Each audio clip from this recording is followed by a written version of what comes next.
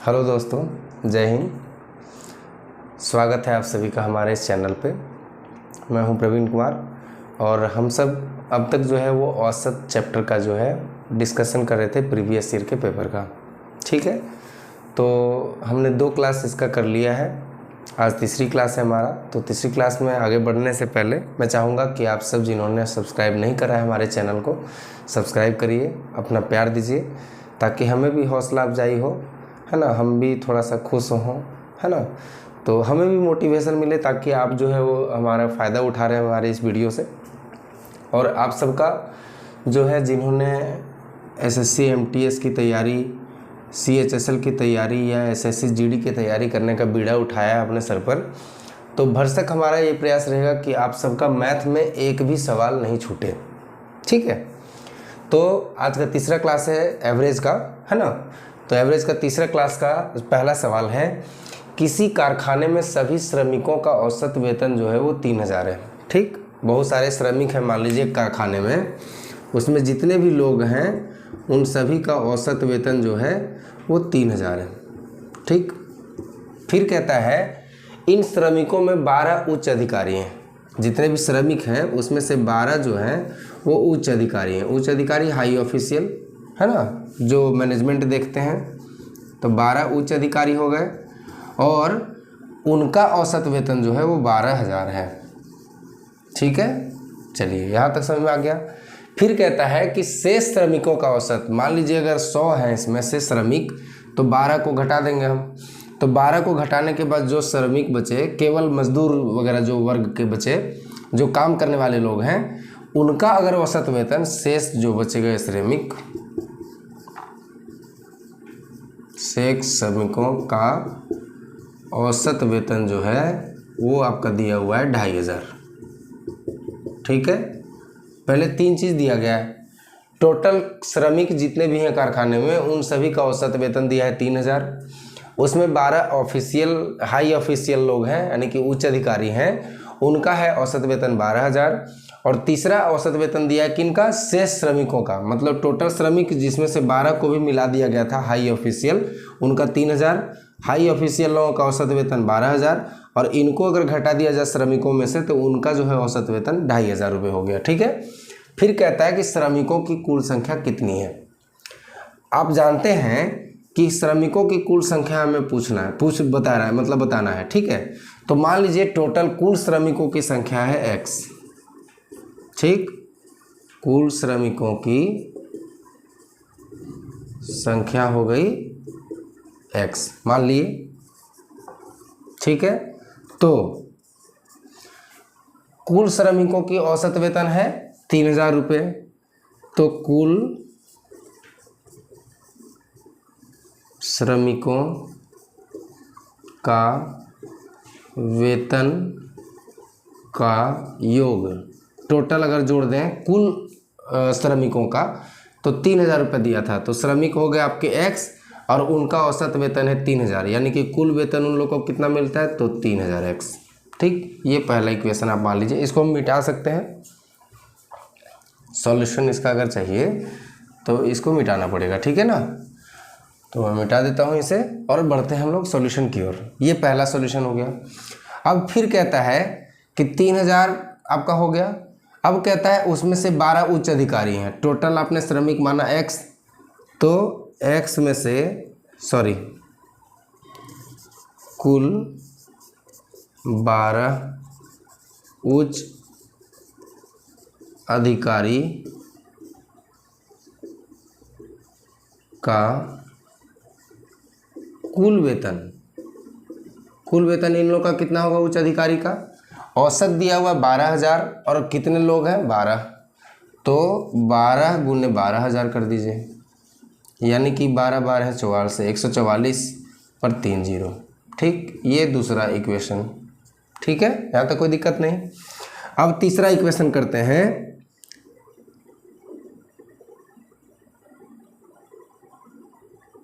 सिर्फ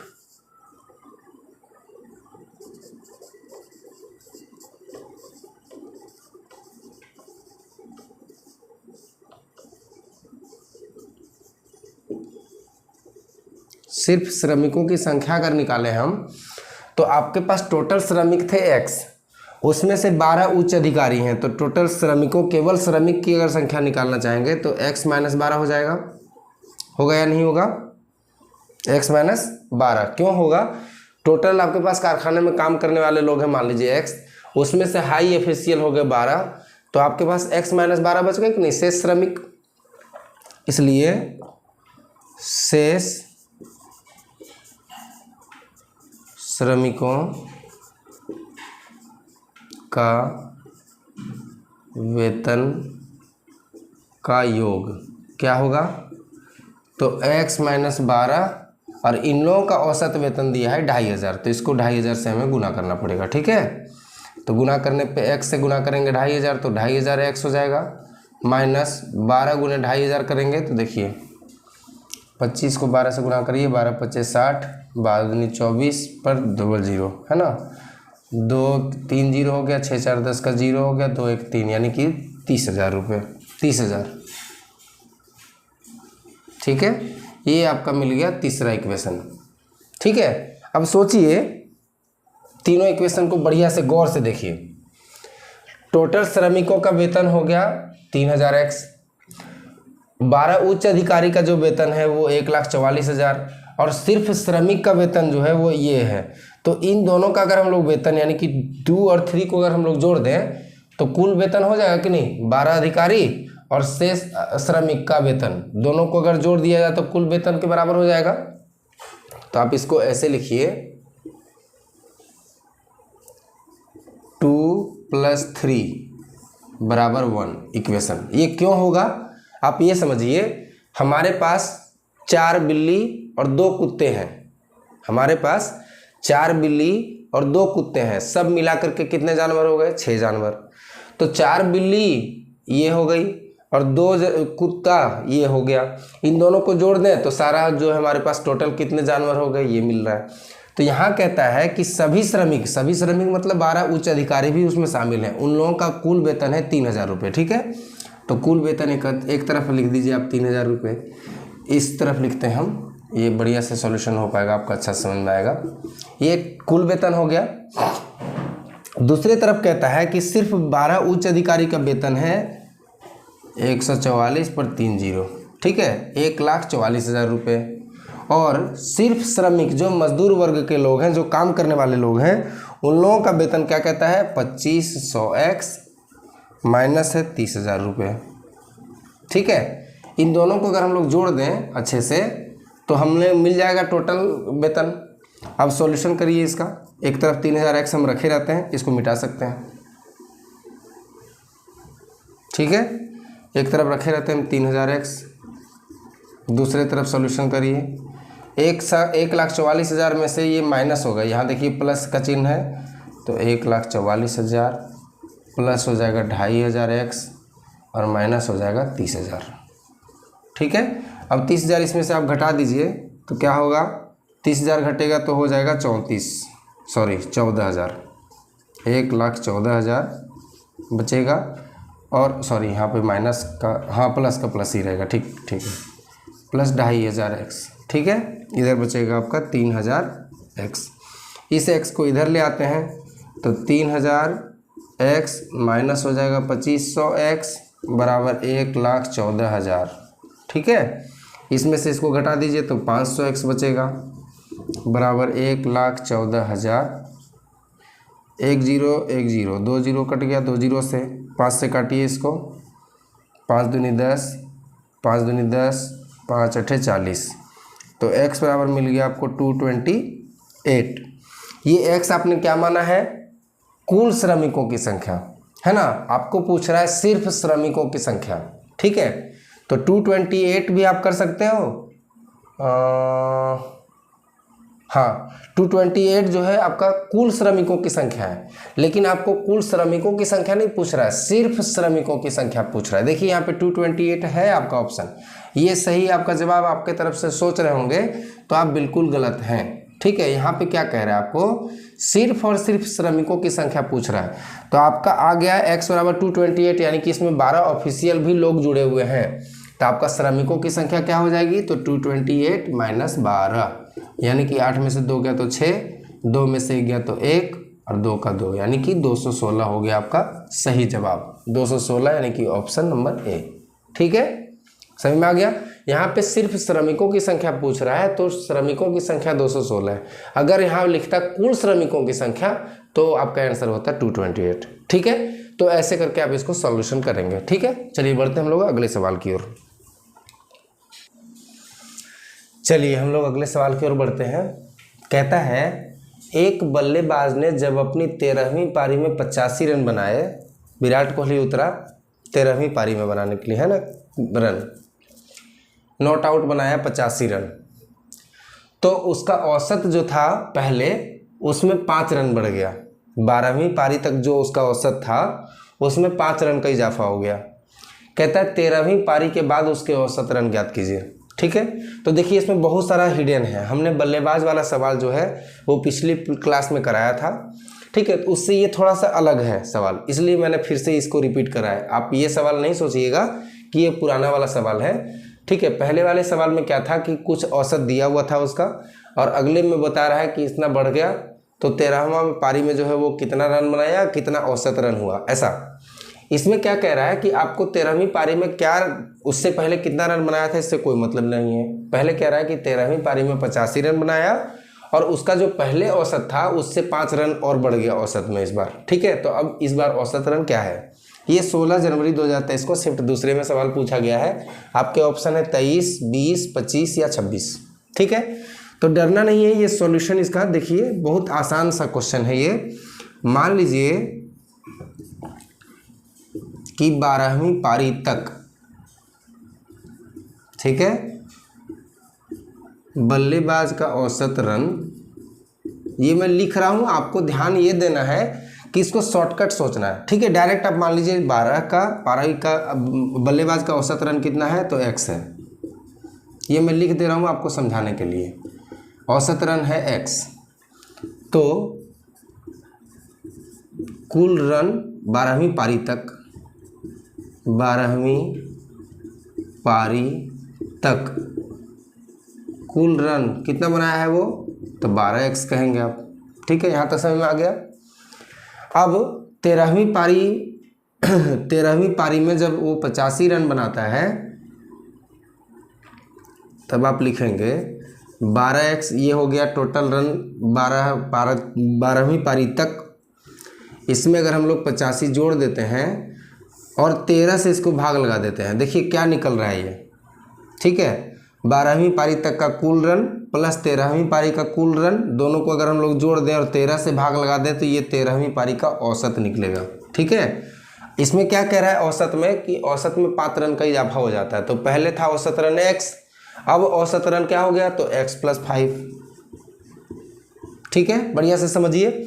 12वीं पारी तक हमने बल्लेबाज का औसत रन मान लिया x, तो टोटल कितना रन बनाया है अब तक वो, तो 12x बना लिया।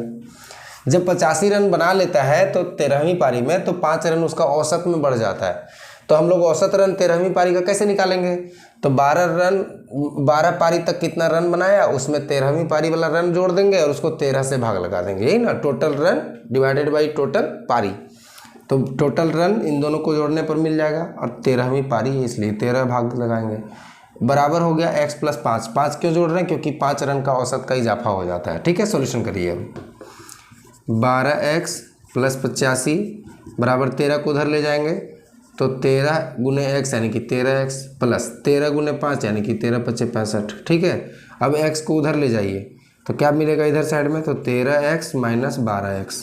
ठीक, और 65 को इधर ले आइए तो क्या मिलेगा आपको, 85 प्लस में है तो रहने दीजिए, और माइनस में ये चला जाएगा तो 65 हो जाएगा। ठीक है, कोई दिक्कत नहीं। 13x में से 12x जाएगा तो x बचेगा, इधर 85 में से 65 जाएगा तो 20 बचेगा। अब आप सोच रहे होंगे ये आंसर आ गया, नहीं, 20 भी आपका ऑप्शन है, लेकिन ये आंसर नहीं है।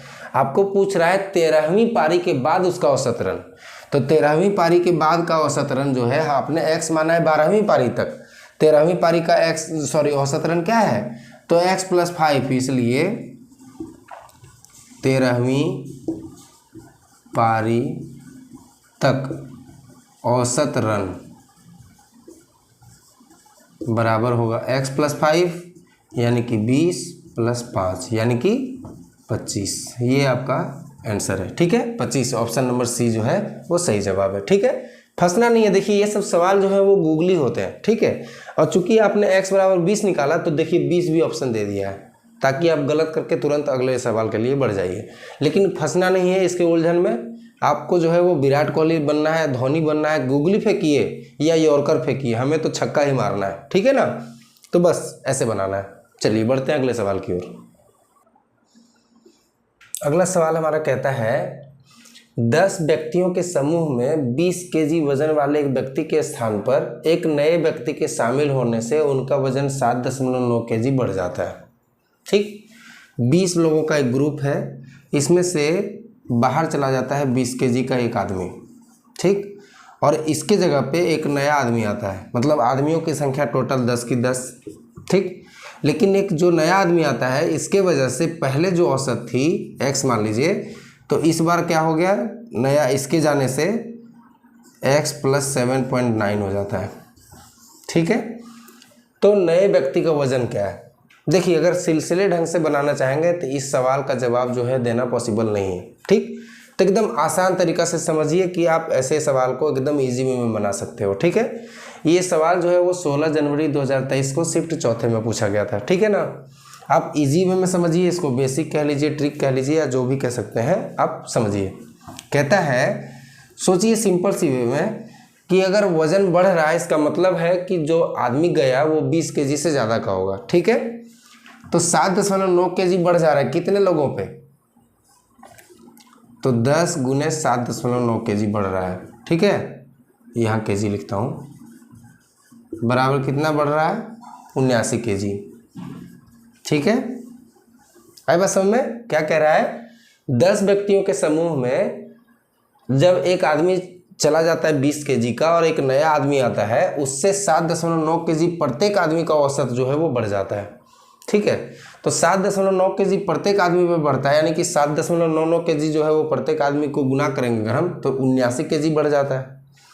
और एक आदमी जो है वो 20 केजी का चला जाता है। ठीक है, तो इसी पे आप 20 केजी का जोड़ दीजिए, तो नए व्यक्ति का वजन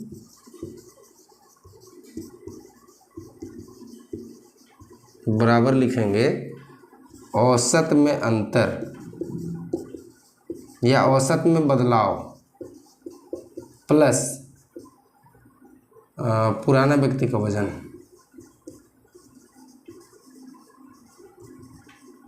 ठीक, औसत में बदलाव कितना आता है, 79 केजी का,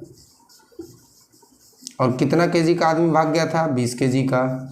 दोनों को जोड़ दीजिए तो 7 और 2 9, 99 केजी का आदमी था जो 20 केजी के बदले में आया था। ठीक है, ये आपका आंसर हो गया। ठीक है, फिर से समझिए क्या क्या होता है। 7.9 केजी अगर बढ़ता है औसत वजन, यानी कि प्रत्येक 10 पे आदमी पे तो बढ़ता है, तो 10 × 79 करेंगे तो यानी 10 × 7.9 करेंगे तो 79 हो जाएगा। और एक आदमी जो 20 केजी का भाग गया था उससे ज़्यादा था, तभी तो औसत वजन बढ़ा, तो इसलिए ज़्यादा था और 20 केजी का भागा था, इसलिए 20 केजी इसमें आप जोड़ दीजिए। ठीक है, तो 99 केजी आपका सही जवाब है इसका आंसर। ठीक है, चलिए अगले बढ़ते हैं अगले सवाल की ओर। चलिए अगला सवाल कहता है हमारा, एक ट्रक है और 4 कार है। ठीक है, एक ट्रक है और 4 कार है, इन पांचों का औसत वजन जो है वो 48 केजी है। ठीक, फिर कहता है यदि ट्रक के वजन को अलग कर दिया जाए, अगर सिर्फ और सिर्फ कार का वजन, मतलब ट्रक को हटा दें तो सिर्फ 4 कार बचेगा, तो 4 कार का औसत वजन जो है क्या होता है, 1 केजी की कमी आ जाती है। मतलब 48 था, अब 1 केजी कम हो गया, यानी कि कितना हो गया, तो 47 केजी। ठीक है, अब कहता है ट्रक का वजन क्या है। तो देखिए अगर ट्रिक फॉलो करेंगे तो एक बार में आप निकाल सकते हो। देखिए ट्रक को अगर हम जोड़ते हैं तो 48 केजी था, अगर हटा लेते हैं ट्रक को तो 1 केजी कम हो जाता है।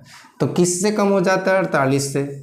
ठीक, और 48 में अगर ट्रक हम हटा देते हैं तो कमी होती है 1 केजी की। कितने पर कमी होती है, 4 पर, तो इसमें 4 kg आप जोड़ दीजिए, कितना हो जाएगा 48 और 4 52 kg, यानी कि 52 kg का ट्रक था।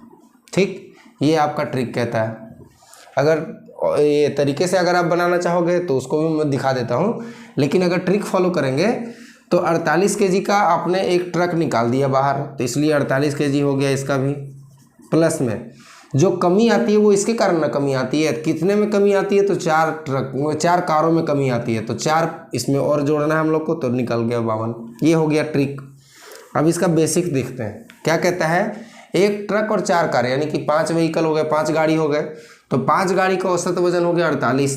तो इन पांचों का जो है वजन का कुल योग कितना होगा, 5 गाड़ियों का वजन का योग,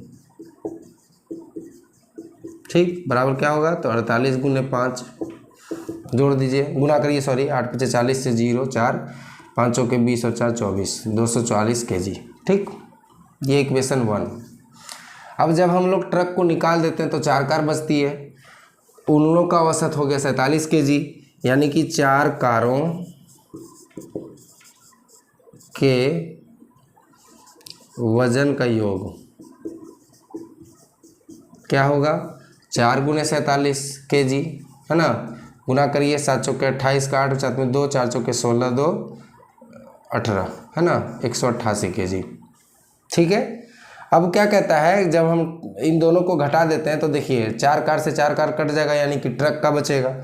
तो पहला इक्वेशन से दूसरा इक्वेशन को आप घटा दीजिए, 1 - 2 कर दीजिए, क्या हो जाएगा 240 kg - 188 kg। ठीक है, घटाइएगा तो देखिए 10 में से 8 गया तो 2, यहाँ पे बचेगा 3, 3 में से 8 गया, 13 में से 8 गया तो 5, 1 में से 1 गया तो खत्म, यानी कि 52 kg आपका आंसर हो गया। तो ये अगर आप चाहें तो बेसिक से आप समझ सकते हैं, या फिर अगर चाहें तो ट्रिक अपनाइए। ट्रिक क्या करना है, कुछ नहीं करना है, एकदम आसान भाषा में फिर से समझिए, मैं समझा देता हूँ। कहता है कि एक ट्रक और 4 कार, इन दोनों का, सॉरी, इन चारों 5 गाड़ियों का औसत वजन जो है वो 48 kg है। जब आप ट्रक को हटा देते हो तो इन लोगों का वजन जो है 1 kg कम हो जाता है, 1 kg कम हो जाता है, इसका मतलब 48 kg का 5 गाड़ी थी पहले, तो पहले 48 kg का मान लीजिए ट्रक का वजन था, और जो कमी आती है वो भी इसी के वजह से आती है, इसलिए मैंने प्लस लिखा है। ठीक है, कमी आती है 1-1 किलो किसकी, 4 कारों की, तो 4 kg उसमें कम हुआ, तो 4 kg ट्रक का तो ये था, वजन था उसका, उसके कारण ना कमी आया, तो 48 + 4 डायरेक्ट आप 52 लिख सकते हैं। ठीक है, तो दोनों तरीका से जो आपको समझ में आए उसी तरीके से आप बना करके इस सवाल को सॉल्यूशन कर सकते हैं। ठीक है, चलिए बढ़ते हैं हम लोग अगले सवाल की ओर। चलिए बढ़ते हैं अगले सवाल की ओर। सवाल कहता है एक सेब, एक संतरा और एक आम। ठीक है, एक सेब, एक संतरा और एक आम, इन तीनों का जो औसत मूल्य है वो 36 है। तो 36 हो गया इन तीनों का औसत मूल्य, तो इन तीनों का कुल मूल्य क्या होगा, तो 36 × 3। ठीक है, यानी कि कितना हो जाएगा, 6 × 18 का 8 साथ में 1 3 3 9 और 1 10, 108। इसको इक्वेशन 1 मानिए, आगे बढ़िए। कहता है एक सेब और एक संतरा का औसत मूल्य, एक सेब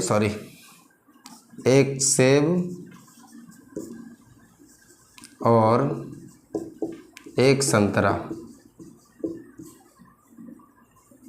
औसत मूल्य दिया है 28।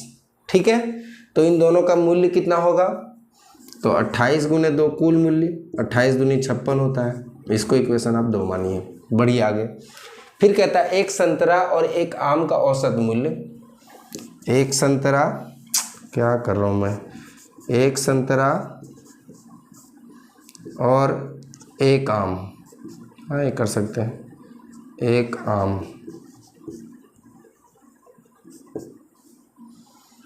का कुल औसत मूल्य दिया है 32, तो कुल मूल्य कितना हो जाएगा, तो 32 × 2 यानी कि 64। इसको मानिए आप तीसरा। अब देखिए कहता है एक संतरे का मूल्य क्या होगा। बढ़िया से समझिए सवाल को। कहता है एक सेब, एक संतरा, एक आम, तीनों फल एक एक ठो, इनका औसत मूल्य दिया है 36। फिर कहता है एक सेब एक संतरा का औसत मूल्य दिया है 28। सेब और संतरा का 28 दिया है, तो दोनों का कीमत कितना हो जाएगा, तो 28 गुने 2। एक संतरा और एक आम का औसत मूल्य कितना दिया है, 32, यानी कि एक संतरा और एक आम का कुल मूल्य कितना हो जाएगा, तो 32 गुने 2 यानी कि 64। अब कहता है एक संतरे का मूल्य क्या होगा। ठीक है, तो आप पहले बढ़िया से समझिए। ये सवाल जो है वो 13 जनवरी 2023 को शिफ्ट चौथे में पूछा गया था, SSC GD का ये सवाल है। ठीक है, आप बढ़िया से देखिए इसको गौर से, तो आप समझ पाएंगे कि क्या करना हमें होगा। देखिए, अगर इक्वेशन दूसरा को और इक्वेशन तीसरा को अगर हम लोग जोड़ देते हैं, दूसरा को प्लस तीसरा को हम लोग जोड़ देते हैं, ठीक है, तो क्या मिलेगा। देखिए, एक सेब एक संतरा, एक संतरा एक आम, तो आपको मिलेगा एक सेब, दो संतरा और एक आम। ठीक है, इन सबों का कीमत कितना हो जाएगा, तो 56 और 64, 6 4 10 का 0, 50 में 1, 6 5 11 और 1 12, यानी कि 120 रुपये। ठीक है, चलिए बढ़िया से देखिए, अच्छे से समझ में आ जाएगा। दूसरा को इक्वेशन दूसरा और इक्वेशन तीसरा, ये दोनों को मैंने जोड़ दिया, तो यहाँ पे था एक सेब एक संतरा एक आम, तो एक सेब संतरा संतरा दो संतरा और एक आम, तो एक सेब दो संतरा एक आम मैंने लिखा। कीमत जोड़ दिया मैंने, 64 + 56 कितना हो गया, तो 120। अब बढ़िया से देखिए, समझ में आ जाएगा। इक्वेशन पहला कहता है कि एक सेब एक संतरा एक आम का कीमत है 108 रुपये, और यहाँ कहता है कि एक सेब दो संतरा एक आम का कीमत है 120 रुपये। तो देखिए, पहला इक्वेशन और दूसरा इक्वेशन को हम लोग आपस में घटा देते हैं। ठीक है, इससे जब इसको घटा दीजिएगा, अब इसको मान लीजिए चौथा इक्वेशन, और चौथा इक्वेशन में से पहले वाले को घटा दीजिए। ठीक है, तो घटाएंगे तो क्या बचेगा, देखिए, सेब से सेब कट जाएगा, आम से आम कट जाएगा, और दो संतरा माइनस एक संतरा बचेगा, तो सिर्फ संतरा में बचेगा एक तरफ, एक संतरा कह सकते हो आप, एक संतरा बराबर बचेगा 120 माइनस 108। ठीक है, ये रुपया में मिलेगा आपको। 120 में 108 घटाएंगे तो आपको बचेगा 12 रुपया। ठीक है, तो एक संतरे की कीमत जो है वो 12 रुपये होगी। ऐसे करके आपको बनाना पड़ेगा। ये इतना लिखने का प्रोसेस आपको करने का जरूरत नहीं पड़ेगा, ध्यान सिर्फ ये देना है। देखिए क्या कर रहा है, एक साथ तीनों का औसत मूल्य दे दिया, उतना गुने 3 कर दीजिए, एक बार में उसका कीमत पता चल जाएगा।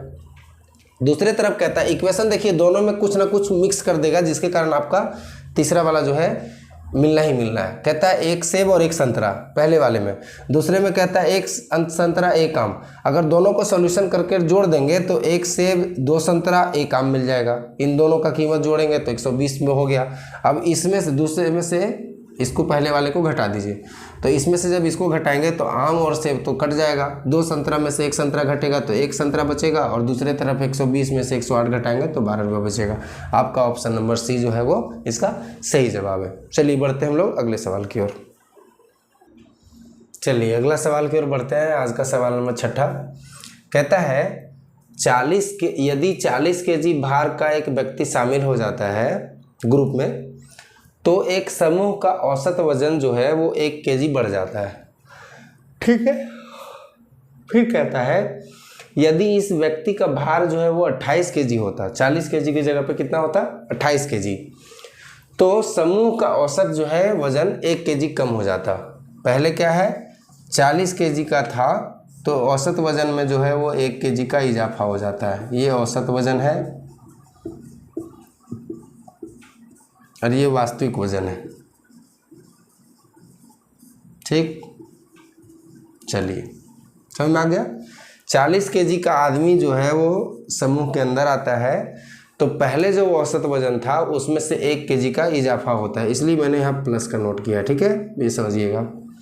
फिर कहता है कि यही व्यक्ति का अगर वजन सोचिए कि 28 kg का होता, 40 kg की जगह पे कितना होता, 28 kg का होता, तो क्या होता, 1 kg घट जाता औसत वजन में। ठीक है, तो पूछ रहा है कि समूह का वास्तविक औसत वजन कितना है। ठीक है, समूह का वास्तविक जो है औसत वजन कितना होगा। ये सवाल जो है वो 13 जनवरी 2023 को शिफ्ट दूसरे में पूछा गया है। अगर आप इसको बेसिक प्रोसेस में जाना चाहोगे तो ये बहुत लेंदी प्रोसेस है इसका, ठीक है ना। तो आप इजी वे में समझिए कि आप इसको बना कैसे सकते हो। ऐसा जब भी सवाल आए तो एक तरफ आपको लिखना है वास्तविक वजन, ये आभासी है माना मैंने, लेकिन यहाँ पे वास्तविक वजन लिखना है। एक तरफ वजन और दूसरे तरफ औसत वजन, ठीक, या औसत सिर्फ लिख सकते हो आप, ठीक। आई बात समझ में। अब क्या करना है, जो वजन है उसमें अंतर कर रहा है, इसलिए इन दोनों को घटा दीजिए। 40 में से 28 करेंगे तो कितना बचेगा, 12 kg। और औसत वजन में 1 kg का पहले बार अंतर आया, दूसरे में भी 1 kg का अंतर आया, तो दोनों में बार में कितने kg का अंतर हो रहा है, दोनों जोड़ेंगे तो 2 kg का। इससे इसको भाग लगा दीजिए, 2 से क्या करेंगे, इसको भाग लगा देंगे, कितना आएगा तो 6 kg, है ना। 2 kg से अगर इसको हम लोग भाग लगा दें तो 6 आएगा आंसर आपका, ठीक है। यहाँ पे आए बस समझ में।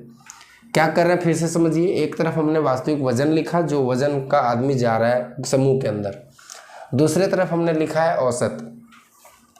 40 kg का अगर आदमी जाता है तो 1 kg का वजन का इजाफा होता है, बढ़ जाता है। और अगर यही आदमी 40 kg की जगह पे अगर 28 kg का होता तो 1 kg वजन उसका घट जाता है, ठीक है।